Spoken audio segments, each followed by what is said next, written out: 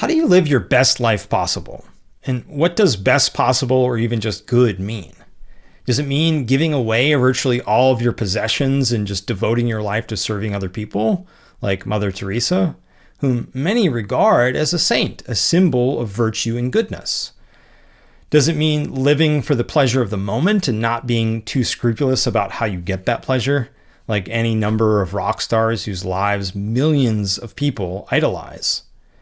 Does it mean taking whatever you want, whenever you want, from whomever you want, for the good of the community or the nation, like Putin? If we want to live great lives, we need to know what great is. And answering that question is the purpose of philosophy, specifically the branch of philosophy called ethics. Ethics is a code of values to guide one's choices and actions. I got deeply interested in ethics around the age of 15 because I was trying to figure out what to do with my life. Maybe some of you are going through this now. I had all of these dreams and desires. I thought about pursuing a career in music. I thought about writing books. I thought about dating girls. But I really didn't know what to pursue. I didn't know where to put my time. I didn't know what would make me happy. I didn't know how to achieve the good life. I had often looked to art for life guidance, to the lyrics of really poignant songs and the wise things that my favorite fiction and movie heroes said. But now I was facing deeper questions, and I started looking for deeper founts of wisdom.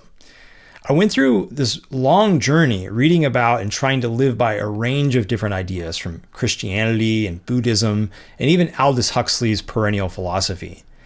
But essentially, what I found was all of these were variations of the same advice. Set aside your interests. Renounce your quest for earthly happiness. Extinguish your personal desires. If you're going to live for the sake of any human being, make sure it's not for your own sake. But how was I going to achieve the good life by what amounted to giving up on that quest altogether? How was I going to achieve the sorts of things my heroes in sports and fiction had achieved? And for what reason should I trust these ideas? They didn't seem to be leading me toward any sort of great life. While some of my friends were excelling in fields that they loved and they seemed genuinely happy with the results, I was essentially where I was at the start. And after more than a year of searching for ideas on how to live the good life, wisdom finally seemingly dropped from the sky. I came across a book that would have a greater positive impact on my life than any other. And to my surprise, it wasn't a religious text. It wasn't a nonfiction treatise on philosophy. It was a work of art. It was the novel Atlas Shrugged by Ayn Rand. Ayn Rand grew up in Russia, which was littered with the ideas similar to those that I'd been grappling with. And what's more, she decided at the age of 9 that she wanted to be a novelist whose works would project the ideal man, someone who knows what the good life is and lives it. She had to learn not only how to convey that ideal, but also what that ideal is. And her quest led her to think deeply about morality. Like me, she discovered that many widely accepted ethical ideals just don't make sense. The moral view that permeated Russia throughout Rand's childhood was that of religion. The Russian Orthodox Church broadcasted the view that the good consists in accepting a supposed moral duty to serve God's will, which demanded renouncing one's own interests and devoting oneself to serving others. Then in 1917, when Rand was 12, the Communist Party came to power. Like their Christian counterparts, communists preached self-sacrifice, holding that the ideal man readily forfeits any personal value or ambition in order to execute society's demands and thereby serve the common good. Although the objects of self-sacrifice differed, both were essentially the same. Both demanded that people renounce their values, either for God or for society, and both were variants of altruism, Latin for otherism, which is the view that the purpose, the moral purpose of your life is to live for other people. Both also required that one take them on faith. Religion, of course, does so explicitly. It demands faith, belief in the absence of evidence, indeed in defiance of evidence and logic. And communism does too, demanding sacrifice for the greater good without any evidence to show that human sacrifices lead to anyone's good. So ultimately, They say, on the one hand, people should believe in God because they feel that they should, and on the other, that people should serve the community because they feel that they should. But of course, different people feel differently. Christians feel things to be true that communists feel to be false. And Jews feel things to be true that Christians feel to be false, and so on and so forth for hundreds of religions, religious sects, political movements, and so on and so forth. So Rand recognized another fundamental similarity between these various moral ideals that surrounded her. Not only were both the church and the communists variants of altruism, both were also variants of subjectivism, the view, to revert Ben Shapiro's motto, which he doesn't actually understand, that facts do care about your feelings, that your feelings are the means of discerning or even of creating facts. Rand found another alternative as well, in the writings of philosopher Friedrich Nietzsche. Nietzsche held that the ideal man has his own vision of what the world ought to be, and he boldly acts on this vision in defiance of opposing views. However widely held, the ideal man is not an altruist. He does not ask for his fellow man's sanction or permission, nor does he concern himself with acting for their benefit. He does what he thinks is right, and he's ready to stand alone against everyone to uphold his own conception of how things ought to be. Rand was attracted to Nietzsche's egoism, his insistence of living for oneself, which contrasted starkly with the altruism all around her. But as with religion and communism, she realized in time that Nietzsche too was a subjectivist. He held that the ideal man acts not on reason, but on feelings. He does not establish his vision or goals rationally on the basis of facts, but instead on animalistic urges that well up from within him. These supposedly are sacred and not to be questioned by him or anyone else. To the extent that he analyzes and evaluates his blind cravings, he corrupts his soul. He degrades his moral stature.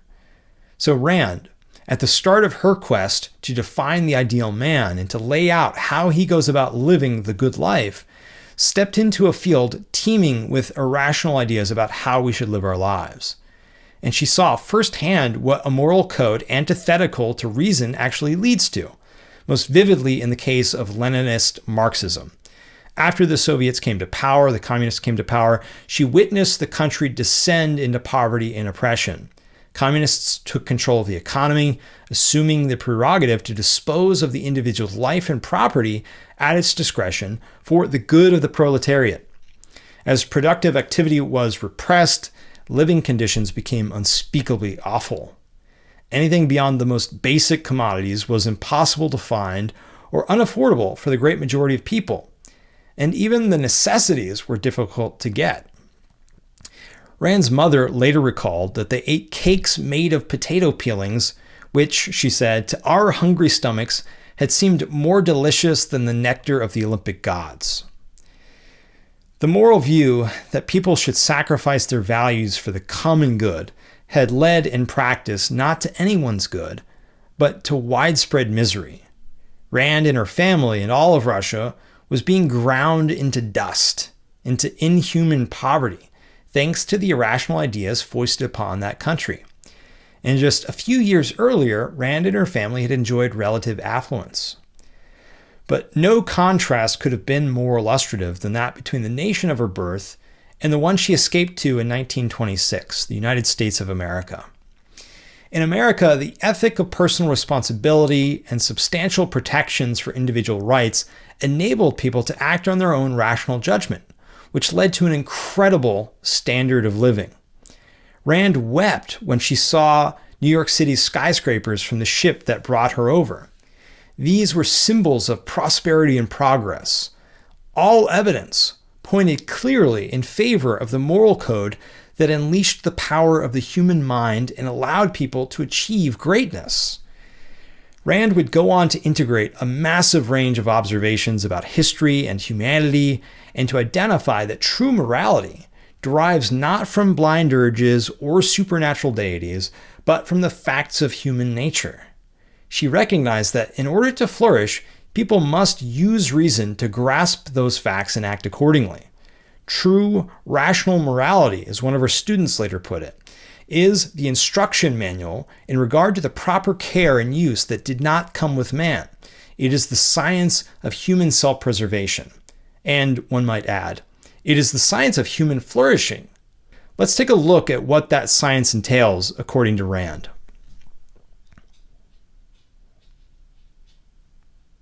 Rand observed that all living things face a basic alternative, life or death. And to remain alive, an organism has to attain certain values. So, for instance, plants. Plants need a certain amount of water, nutrients, light. They grow roots to absorb water and minerals from the soil, leaves to capture heat and light from the sun. And all animals likewise need certain values to stay alive. My dogs, they need food and water. They need to maintain a certain body temperature, neither too hot nor too cold, and so on. And the same broad points apply to humans. We have certain needs that stem from our nature as human beings. And the key here is the concept of values. All living things require certain values to stay alive.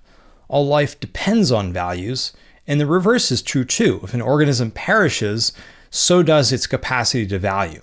Once it dies, nothing can be of value to it. Nothing can be of value to the non-living. So life is what makes values necessary, and life is also what makes values possible. Neither a book nor a rubber tire or any inanimate object can have any values because they don't face this alternative of life versus death. Nothing can help or hinder them. Nothing can be good or bad for them, only for living creatures. So what does this mean in regard to notions of good or bad? Are good and bad just subjective notions that are dependent on a person's whims and preferences? Is communism good for some and bad for others? Or are good and bad merely the products of supernatural dictates? Or do good and bad stem directly from the natural requirements of an organism's life? Rand grasped that the answer is this last. The requirements of an organism's life provide an objective standard of value of good and bad for that organism. The good is that which furthers its life. The bad is that which harms it. So plant rust that decimates crops is bad for those crops. Diseases that ravage silkworm populations are bad for silkworms. If I give my dog chocolates or raisins, that's bad for my dog. By his nature, by his biology, those things are toxic for him. Likewise, viruses that kill people are bad for people. In all of these cases, health and resilience are good, and flourishing is the ideal. So the good are those things that help us survive and thrive. The bad are those that stifle our ability to do so. As Ayn Rand put it in Atlas Shrugged, all that which is proper to the life of a rational being is the good. All that which destroys it is the evil. The good helps us thrive. The bad helps us die. Next, Rand recognized that unlike other living organisms, reason is man's basic means of living. A sunflower or an eggplant grows automatically without consciousness to reach the sunlight and the nutrients that it needs. And a squirrel or a killer whale can rely largely on instinct, this sort of non-conceptual awareness baked into their consciousness. But man doesn't have any sort of automatic means of attaining the values that he needs. The human mind enables us to pursue a massively broader range of values than plants or animals. We can build skyscrapers and airplanes, and we can practice medicine, for instance. But attaining even the most basic values requires thought and action. We're not born with knowledge, and we don't acquire it automatically. To get it, we have to observe reality and think. We can't distinguish between food and poison without observation and thought. We can't build a teepee or a hut or even seek out a cave without observation and thought. We can't discern a friendly coworker or person from a sniping opportunist without observation and thought. And we certainly can't invent electric light bulbs or conduct triple bypass surgery without observation and thought. So unlike other animals, a human being lives by the work of his reasoning mind.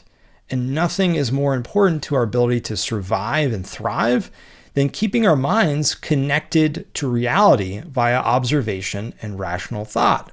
which requires an ongoing process of conscious effort. So because reason is man's survival instrument, said Rand, because man's life is the standard of value, and because everything required to sustain it depends on the use of reason, rationality is the highest, most primary of virtues. It's the virtue that enables us to gain all of the values that we need to live. And to the extent that we stop using our reasoning minds, we put our lives and our ability to flourish in jeopardy. In fact, the entirety not only of Rand's ethics, but of her philosophy of objectivism can be boiled down to two simple words: be rational. Everything that human flourishing depends on flows from the virtue of being rational. Now, given this emphasis on reason, it's a common misconception that Rand spurned emotions as unimportant, that we should essentially live like the Vulcans from Star Trek, or even Sherlock Holmes, who considered emotions as irrelevant at best and as a hindrance to thinking at worst. But this is not what objectivism says. It's not what Rand held. She held that emotions are our means of experiencing our values. Without emotions, we couldn't feel anything in response to achieving our values. Indeed, Rand held that the individual's own happiness, which is an emotional state achieved by moral action, is the moral purpose of his life. She wrote, "By the grace of reality and the nature of life, man, every man, is an end in himself. He exists for his own sake, and the achievement of his own happiness is his highest moral purpose." So emotions are deeply important. The purpose of our lives, on Rand's view, is to flourish, which consists in part of the emotional state of happiness. But contra the subjectivists who tell us to go by our feelings, Rand said that emotions don't tell us anything about the nature of the world, including the nature of what is good or bad for us. We might feel that skipping work to binge on pizza and Netflix is good for us, but feeling will not make it so. We might feel that scratching a poison ivy rash is a great idea, but it's not. We might feel that ChatGPT will wreck our jobs and the economy, but feeling is not going to make it so. A man might feel that cocaine will give him superpowers, but reality will correct him. Emotions are automatized responses based on the things that we happen to value.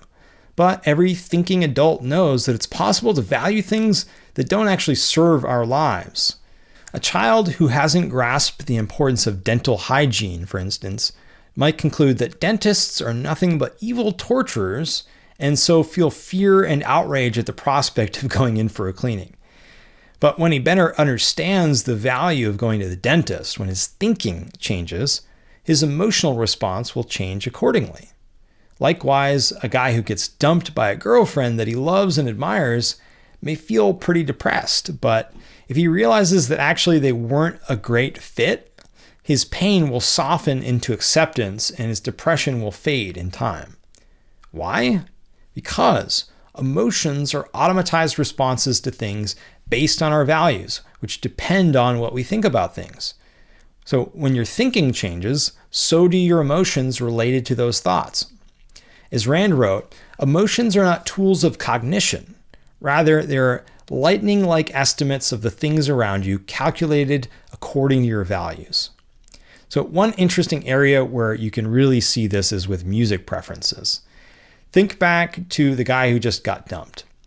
If he hears some pop song about someone whose relationship is amazing, for instance, Perfect by Ed Sheeran or My Girl by The Temptations, that's probably going to grate on his nerves, not make him feel better. He might instead get lots of pleasure out of singing along to some breakup anthem like Since You've Been Gone by Kelly Clarkson or Go Your Own Way by Fleetwood Mac. But then, if he falls in love with someone else, his emotional response will do a complete 180 and he'll be back to singing the love songs and won't respond nearly as strongly to the breakup songs. So the point here is, if we want to flourish, we have to investigate what ideas are leading to our emotions and, when necessary, correct those ideas so that they correspond to reality. Emotions themselves are not cognition. They don't tell us anything about reality, only how we currently feel. And that is based on our past thinking. And we alone can do that work. We alone can keep our minds connected to reality. No one else can think for us, Rand observed. People can, and fortunately do, share ideas and collaborate. But, she wrote, the mind is an attribute of the individual. There's no such thing as a collective brain. There's no such thing as a collective thought. An agreement reached by a group of men is only a compromise or an average drawn upon many individual thoughts. It's a secondary consequence. The primary act, the process of reason, must be performed by each man alone. No man can use his brain to think for another. So when we attempt to outsource to others this vital task of thinking, we short-circuit our survival instrument. We disconnect our minds from reality and instead plug into the minds of other people, thus becoming second-handers, as Rand put it. We get our information secondhand, and we relinquish our means of verifying whether or not that information is true.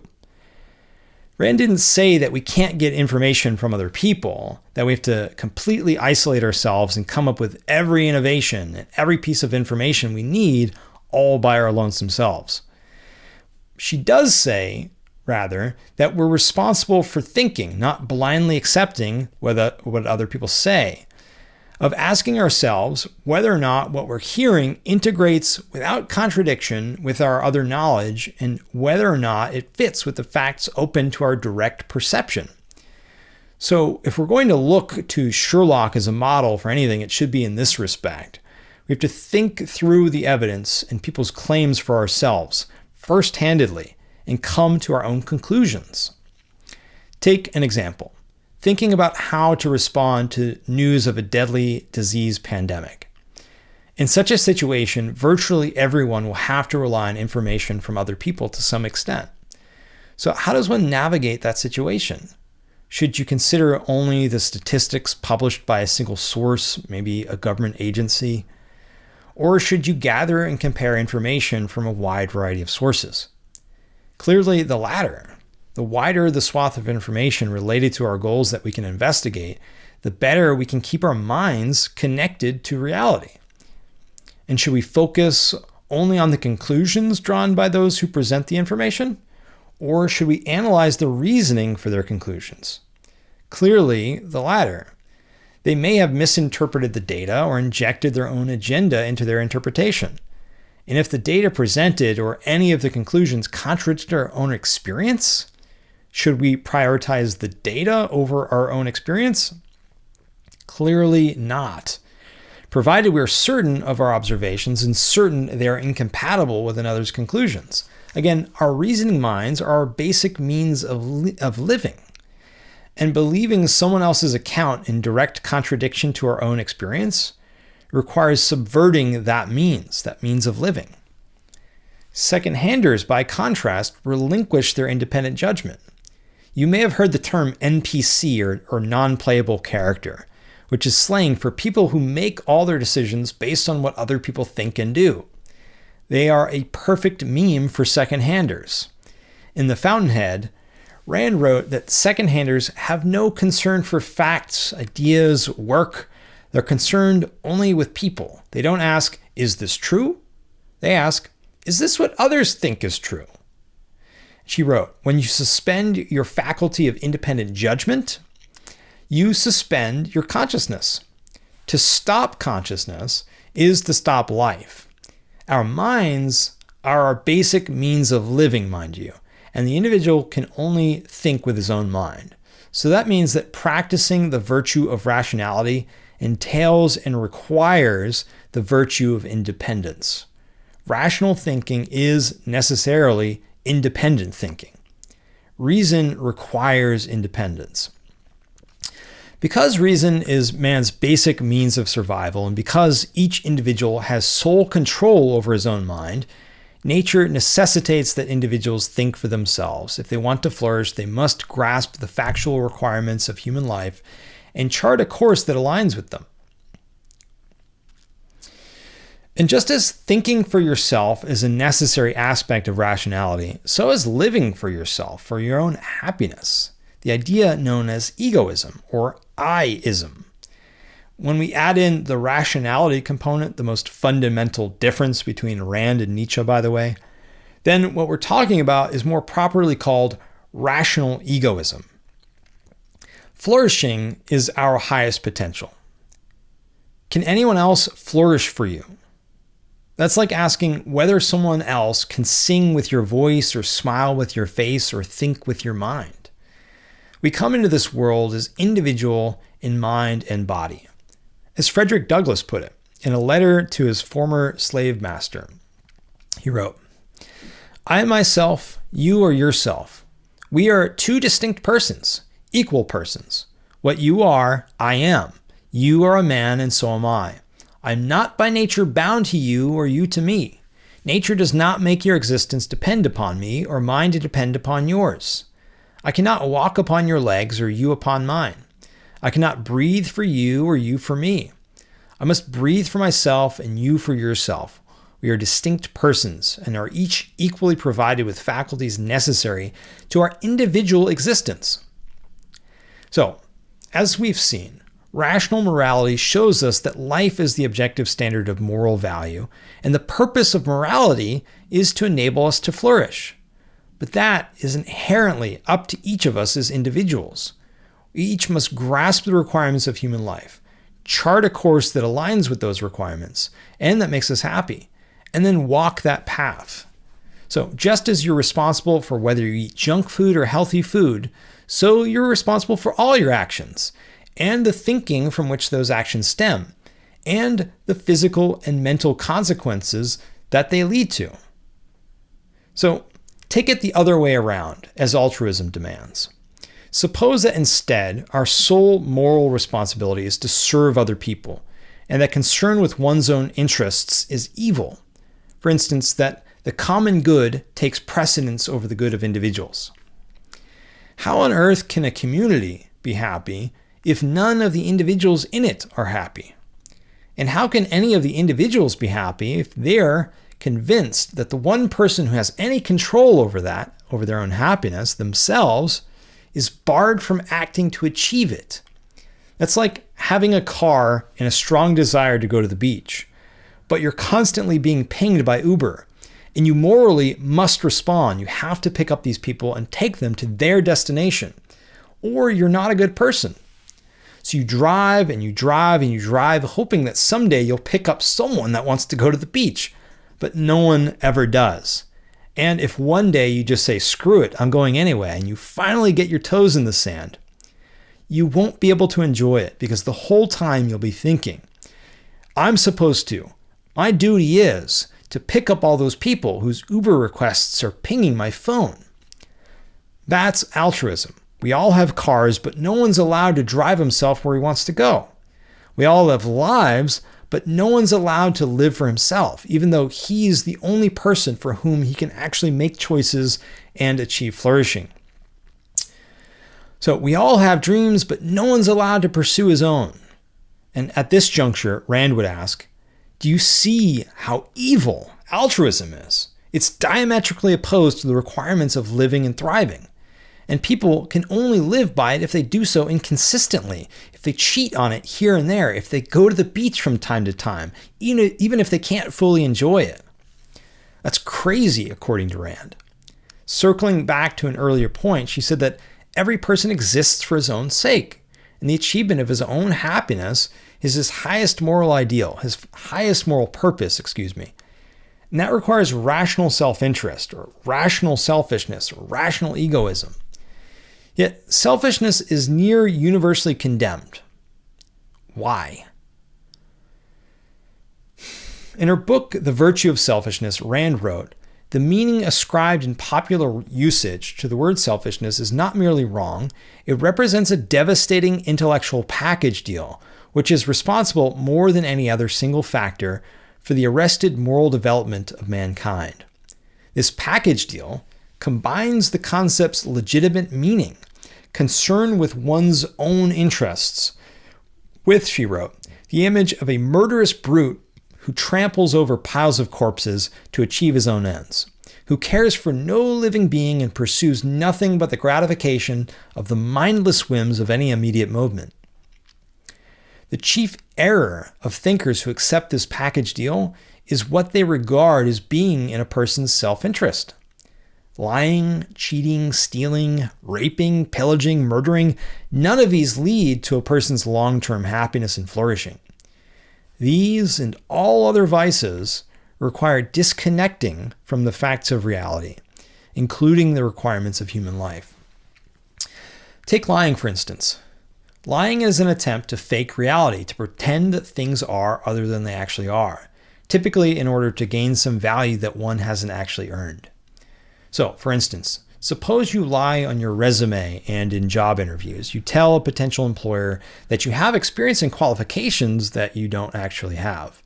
You get the job, and perhaps you feel a moment's worth of eager excitement, but blocking any sense of genuine joy and accomplishment is the knowledge that you're a fraud and the fear of being found out. That eager excitement, if you ever even felt it, is almost immediately drowned in a feeling of dread. At work, you have to watch your every word, trying to keep up the charade, trying to be someone you're not. You have to become a fiction character in your own life. And you're fraying at the nerves with the constant question, what would someone more knowledgeable and experienced than I say in this situation? You might tell yourself it's not who you are, it's just what you do 5 days a week. And you can let your guard down outside of the office. But when your coworkers ask you out for drinks, you find that what could and should have been a fun outing is utterly exhausting. Trying to fall asleep that night, you find your mind looping snippets of your conversation, asking but unable to answer the burning question, did I give myself away? You are a fraud. You know you're a fraud, and your emotional life is in turmoil. Not to mention, little by little, your colleagues start to piece it all together. You ask a question you shouldn't have had to ask. Your analysis of problems and proposed solutions are shot down by coworkers for reason of obvious defects that those with even a little more experience than you can easily see. You simply can't achieve the goals that are assigned to you because you lack the skills. You're an imposter, and you know it, and everyone else is beginning to see it as well. And it won't be long before you're fired, and you won't be getting a good reference for your next job. You tried to fake reality, but the facts have caught up with you. That is the pattern for all vices. Take another. Suppose instead that you're the hiring manager in this situation, and 2 people applied for this job. One is your underqualified friend, and the other is a highly qualified stranger. You know the stranger would be a better fit for the job, but you hire your friend instead. You hope your boss doesn't find out.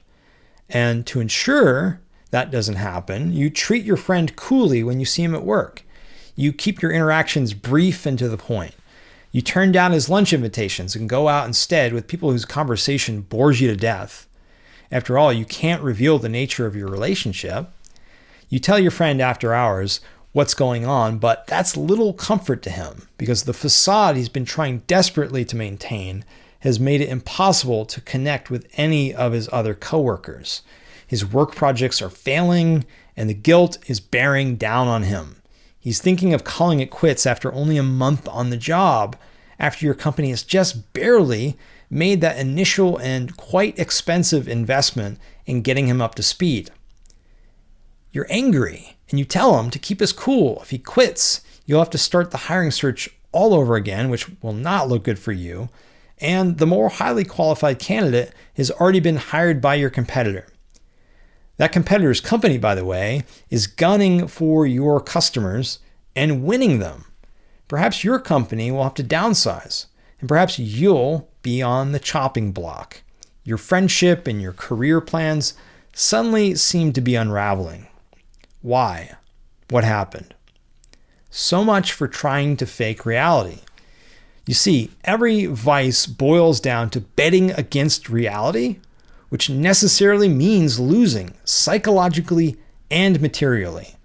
To whatever extent one is dishonest, unjust, lacks integrity, or uses force or fraud to get the unearned, he is at war with reality. Each of us, said Rand, has the power to suspend, evade, corrupt, or subvert his perception of reality. but not the power to escape the existential and psychological disasters that follow. Actual selfishness, acting in one's long-term self-interest, requires just one thing: being rational, going by reality, not trying to fake it till you make it, because you will never make it by faking anything. Everything that Rand's objectivism recognizes as a virtue is simply an application of this basic requirement of human life. Independence is the virtue of keeping one's mind connected to reality by accepting the responsibility of, quote, forming one's own judgments and living by the work of one's own mind, unquote. Integrity is the virtue of loyalty to the result of one's independent thinking, to one's convictions and values. Honesty is the virtue of refusing to fake reality, refusing to pretend things are other than they actually are.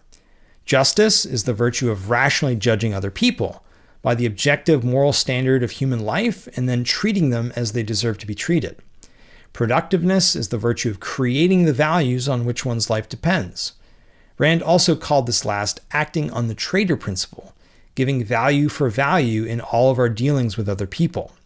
She wrote in Atlas Shrugged, "A trader is a man who earns what he gets and does not give or take the undeserved. A trader does not ask to be paid for his failures, nor does he ask to be loved for his flaws. Just as he does not give his work except in trade for material values, so he does not give the values of his spirit, his love, his friendship, his esteem, except in payment and in trade for human virtues, in payment for his own selfish pleasure, which he receives from men he can respect." End quote. So this sheds light on another fallacy baked into the common package deal regarding self-interest: the view that selfish people have no care or concern for other people. Rand recognized that other people are an enormous source, not only of material values, but of spiritual values: love, friendship, esteem, knowledge, entertainment.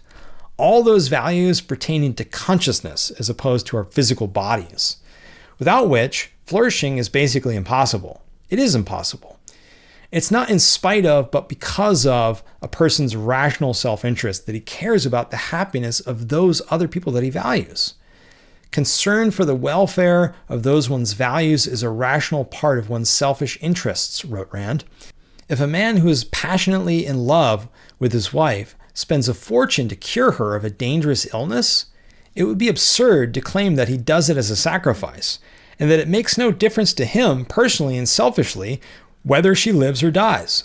By contrast, it would be a sacrifice, the surrender of a greater value for the sake of a lesser or non-value, to blow that fortune gambling or to give it away to needy strangers and to let his wife die. This would be a betrayal of his rational self-interest, and it would make him immoral and miserable. Likewise, it wasn't a sacrifice for me to shovel my neighbor's driveway when he was recovering from knee surgery. I value him, not only because he lets me borrow tools when I need them, but also because I enjoy our conversations. I benefit from his advice, and I just respect him as a person. I don't help him because I put his interests above my own. I help him because it's in my interests. It is rationally selfish for me to do so. Nor is it a sacrifice when I hold a door for a stranger, hand a mother at the table next to mine the toy that her infant just threw, or yield the right of way to a driver who's courteously just trying to merge, or practice a million other common courtesies that don't require giving up a greater for a lesser value. Other human beings, until and unless they prove otherwise, represent an enormous potential value, and so they warrant, says Rand, a generalized respect and goodwill.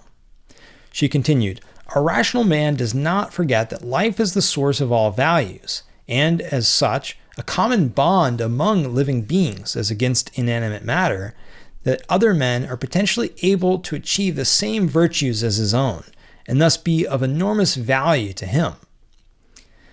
Last among the virtues that Rand named is pride, which is the virtue of moral ambitiousness, of seeking to keep one's moral character spotless and unsullied. Rand wrote that man who has no automatic values has no automatic sense of self-esteem and must earn it by shaping his soul in the image of his moral ideal. Being morally ambitious, practicing the virtue of pride, is essential to earning self-esteem. It doesn't mean that one never makes mistakes, but that he strives never to act immorally, and that when he does, he tries to make amends, while also accepting whatever consequences justice demands. By practicing these virtues, rationality, independence, integrity, honesty, justice, productiveness, and pride, Rand said that we can achieve the cardinal values on which our lives depend: reason, purpose, and self-esteem. And the ultimate reward of all of this, of understanding the requirements of human life, charting a course that aligns with those requirements and that we enjoy, and seeing it through, the reward of all that is happiness. So how do you live your best possible life? According to many, the only way to achieve it is to give up on it. They say that you should sacrifice for other people. Let others drive your life. And there are those who say you should do this in the name of a deity, and those who say you should do it for the common good. But what all of these altruists share is subjectivism. They know that sacrifice is good, not because of any evidence that they can point to or to any logical arguments that they can muster, but because they feel it's true. Likewise, for hedonists such as Nietzsche, who counsel us to live our best lives by signing ourselves over to our whims and our passions, to our blind will. They are also subjectivists. Rand's alternative is objectivism. Aim at the good life, a flourishing life, and achieve it by applying your specifically human attribute, your basic means of living and thriving, your reasoning mind.